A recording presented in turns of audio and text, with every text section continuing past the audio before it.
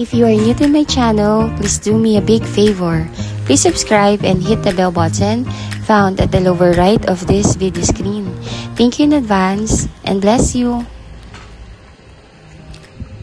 Hello everyone! Again, this is Miss Say Caranza, one of the licensed real estate broker based in Cavite. And right now, what I'm showing you is yung isa sa mga pinaka-affordable namin at isa sa mga pinakamagandang unit namin na mai-offer sa inyo dito sa General Trias, Cavite na si Twin Homes ni Valencia Enclaves, General Trias, Cavite. By the way po, sa lahat ng mga kliyente po namin na naubusan ng reopen na unit dito sa Valencia Enclaves, meron pong nag-iisang reopen ngayon actually. Because nung mga nakaraang week po, may mga nag-reopen na units dito. Pero on the same day, na-reserve po actually lahat. Ganun po kabilis. Kasi number 1 po, dito sa General Trias, Cavite, karamihan po ng mga subdivision dito, ang mga ino-offer na ay mga townhomes na bare. At ito pa po, ang mga townhouse sa General Trias, Cavite, nagre-range na po yan ng 3 million up to 8 million po. Ganun na po kataas ang appraisal ng property dito sa General Trias, Cavite. Kaya sobrang dami pong nag-aabang dito sa Valencia Enclaves na may mag-reopen na unit. Number 1 po, ang ating Valencia Enclaves is located lamang sa Barangay Navarro, General Trias, Cavite. So if you are familiar with General Trias, Cavite po, ang ating barangay o ang ating barangay po ay located lamang or 2 kilometers away lamang po sa tinatayong SM General Trias, Cavite. So si SM General Trias, Cavite, just for your information po, siya po ang magiging pinakamalaking SM sa buong Calabarzon. Kaya anong ibig po sabihin nito? Nandoon din po yung mga infrastructure like yung extension ni CalaX at ni Cavitex. So yung travel time po niya mas shorter and mas accessible po lalo dahil nga po naandun na lahat. So dahil nandito na nga po yung pinakamalaking SM dito sa Calabarzon at mga infrastructure, what's the meaning of this? The future is in Cavite. Imagine nyo po, ang ating bahay dito sa Valencia Enclaves is only 3.6 million. Sa halagang 3.6 million, duplex na ang iyong bahay, complete turnover with tiles na po yan. Sa second floor, naka wood tiles na po yan. Naka 3 bedrooms ka na, meron ka pang 2 garage, may 2 toilet and bath, at sa likod may service area ka pa or provision for your dirty kitchen. Ito pa kagandahan, ang laki po ng lupa, 80 square meter po ang laki ng lot at ang laki ng bahay ay 55 square meter.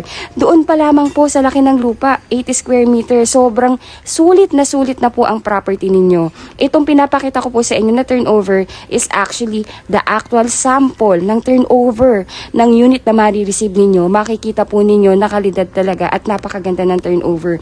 Imagine, this is General Trias, Cavite. Pero ang halaga ng bahay ay 3.6 million. Kaya sobrang dami pong nag-aabang ng mag-reopen po dito. So, if you are one of our clients na naubusan po ng reopen unit dito sa Valencia, ito na po yung pagkakataon ninyo. Hindi ko na po ito masyadong inedit kasi gusto ko nga po itong mai-upload agad-agad para at least mapanood nyo po kaagad kasi hindi ko po ito mapapahold ng ganun katagal. Actually, today is Sunday na nire-record ko to. Today is February 9, Sunday po. So, malamang po, after ko pong may upload ito, siguradong maraming tatawag para magsabi na gustong i-reserve tong unit na to. Itong unit po na ito, yung computation po niya, ilalagay ko na lang sa text description ng box po na ito. So, anong video po na ito, pakibasa nyo na lamang po. Yung required lamang po na down payment dito is only 3%. First thing that you need to do po, kung gusto nyo i-reserve yung unit, number 1 po, pay the reservation fee of 10,000 and the total down payment is around 115,000 lang po yun and payable pa po yun ng 6 months to pay. Then, pagka tapos na po yung down payment ninyo, that's the time na doon pa lang ipapa-approve ang inyong housing loan sa bank, which is pag na-approve na kayo, most probably, kung pasok pa po ang edad ninyo sa 30 years to pay, that will be only 25,000 per month. Then, of course po, pag-approve na po kayo, pwede nyo na pong ipa-schedule for inspection and acceptance ang inyong unit. And kung okay na po sa inyong pagkakagawa ng bahay, pwede nyo na po itong i-accept at lipatan ng inyong property. Easy as 1, 2, 3 step lang po dito. So, number 1, mag-inquire po kayo. Mag-fill up ng reservation form. Pwede ko pong isend nga sa inyo sa email. And email back niyo po sa akin. Then after that, pay the reservation fee. Pwede niyo po siyang i-online reservation. Bibigay po namin sa inyo yung bank account ng developer.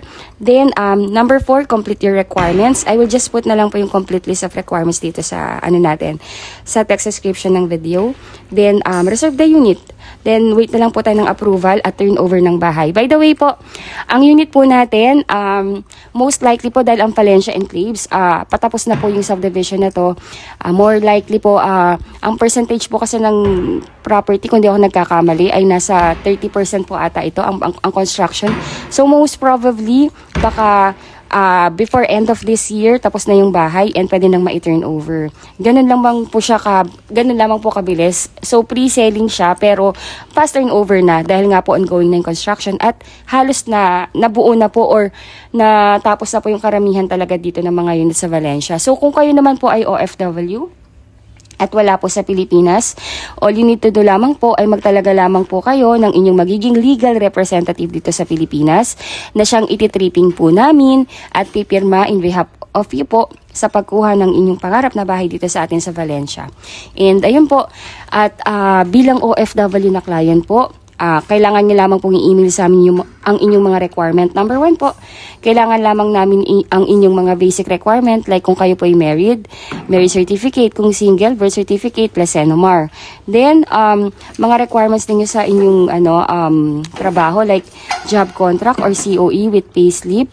Then, ayun po. Tapos, yung inyong representative or ang inyong magiging AIF dito sa atin sa Pilipinas or SPA, kailangan lang din po niya mag-provide ng kanyang mga basic requirements like 2 valid ID, 3 pieces 1 by 1 ID picture, then proof of billing like Meralco or water bill, then plus ang mode of payment po natin dito upang kayo po ay nakakasiguro na ang inyong binabayad na monthly ay napupunta sa developer, mandatory po ng inyong representative or kayo po kung nandito kayo sa Pilipinas na mag-open ng post-dated check or checking account. Pwede niyo po siyang i-open in any bank of choice po ninyo. Bali, kung ang inyong down payment ay payable ng 6 months, magre-release lamang po kayo ng 6 pieces na cheque. I am too excited po na i-present sa inyo tong tong property na to. Pasensya na po kayo at hindi ko na talaga siya masyadong na-edit. Kasi kung i-edit ko po siya, medyo matagal po talaga bago po mag-edit ng isang vlog. So, ayun po. So, may apology po. Pero ayun na, ito na po yung actual na turnover ng bahay. Kung nakita ninyo, napaka-elegante, napakaganda, at makikita mo talagang napaka-sturdy. Ayun po. So, ang kagandahan pa dito, pag turnover sa inyo tong property na to, kung napansin ninyo, sa ground floor, di ba na andun po ang inyong kitchen counter. Sa kitchen counter, may vase cabinet, then may hanging cabinet na. Tapos ngayon, dito sa ating mga room sa taas, lahat po ng bedrooms dito ay may sari-sariling mga cabinet. Kaya talagang ditipatan mo na lang siya. Napaka-convenient po ito actually sa isang pamilya. At lalo na po sa mga OFW client natin na like si husband nasa ibang bansa at ang kanyang pamilya nandito sa Pilipinas. Hindi na iniisip na majajahe or mahahassle pa ang inyong pamilya para magpagawa ng interior. Kasi ito pa lang kitang-kita nyo na napakaganda po talaga ng turnover. Wala tayong masabi. Ang tanging gagawin nyo na lamang po ay lagyan nyo siya ng extension ninyo. Kung gusto nyo po siyang lagyan ng extension para mas lumaki yung inyong kitchen sa likod, lagyan ng laundry area, lagyan ng fence and gate. And that's it. Ang ganda na po. Ayun. So, yun po. If you were interested to reserve this unit, please let me know. Kasi po, hindi lamang po ako yung broker na nakakaalam na may nag-iisang reopen. Napakarami po namin. At napakarami po talaga ninyong mga kliyente namin nag-aabang na mag-reopen dito sa Valencia Enclave. So, if you are interested, please DM me ASAP kasi hindi ko po ito mapapahold ng matagal and I'm sure po within this day maari po itong na-reserve na. Ayun po, thank you so much for watching. Hindi ko na po patatagalin yung aking presentation. I think nasabi ko na po yung mga pinaka-importante na kailangan nyo pong malaman bilang isang kliyente namin. And if you have any clarification po, please don't hesitate to message us. Again, I'm Miss Caranza. Ako po yung licensed real estate broker and I have 2 best agent na sumasagot din ng aking YouTube channel na si Ma'am Ella de la Cruz at si Ma'am Stephanie Francisco. Our number is already posted in this video. Paki-contact nyo na lang po kami. And our and our Facebook link. Nandito rin po sa text description ng video na to. Paki-add nyo po kami para at least makilala nyo rin po kami. And para real time din po yung ating usapan kasi dito sa YouTube puro comments lang. So, mahirap po ditong mag-explain. And para po at least, kumbaga kung if you have any urgent inquiry, mapag-usapan kagad natin. Pero tawagan nyo na lang din po siguro kami. Ayun po, thank you so much for watching. If you think po na nakakatulong po ako sa inyo upang magkaroon ng kaliwanagan sa pagkuha ng inyong pangarap na bahay dito sa Pilipinas, please do like and share na rin po itong video na to. Please subscribe. Malaking tulong po yan sa amin. And para maging updated din po kayo sa mga ganap dito sa mga property dito sa Pilipinas. Ayun po, thank you so much for watching and God bless po sa inyong lahat. Goodbye po and have a great one po. Maisingit ko lamang po, tapusin niyo po yung aking video till end para mapanood niyo po yung virtual tripping namin from PTEX or Mall of Asia papunta dito sa ating subdivision para kung kayo po ay OFW or wala sa Pilipinas. At least po parang na-tripping ko na kayo para nakita niyo na kung saan dadaan at yung mga infrastructures and way papunta dito sa ating subdivision. Maraming salamat po.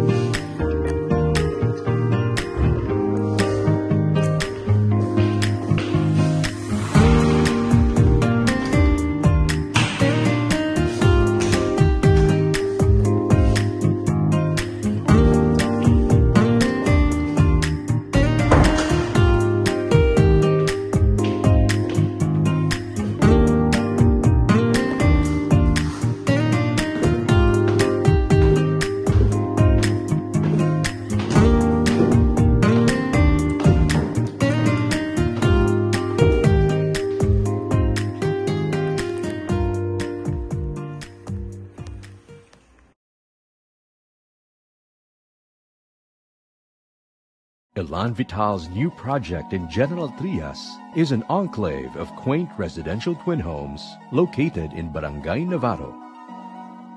A 30-minute drive from Parañaque Integrated Terminal Exchange, Valencia is offering easy access to and from Metro Manila via Rojas Boulevard and Cavitex. To get there, start driving via Rojas Boulevard and enter straight to Cavitex.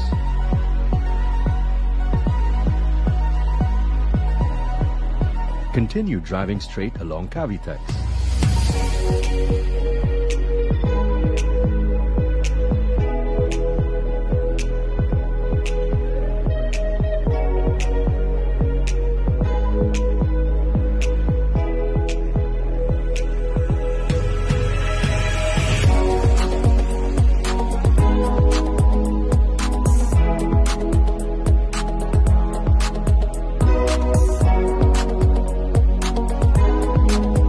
From the Binakayan Kawit Toll Plaza, stay on your left. Merge and continue driving straight to reach the Tirona Highway Junction. Cross the junction and drive straight to Antero Soriano Highway.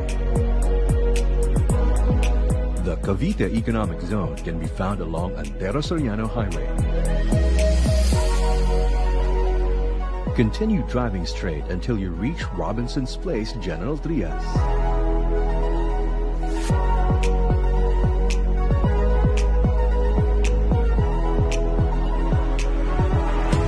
A few meters after Robinson's Place, General Trias, turn left on General Trias Drive. Continue driving straight onto Arnaldo Highway. Make a left on F. Manalo Street.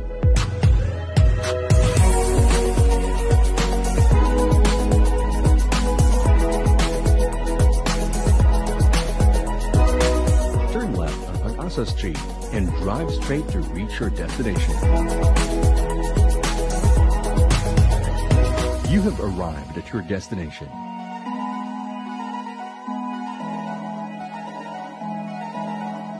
Valencia offers convenience of urban living with easy access to the metro.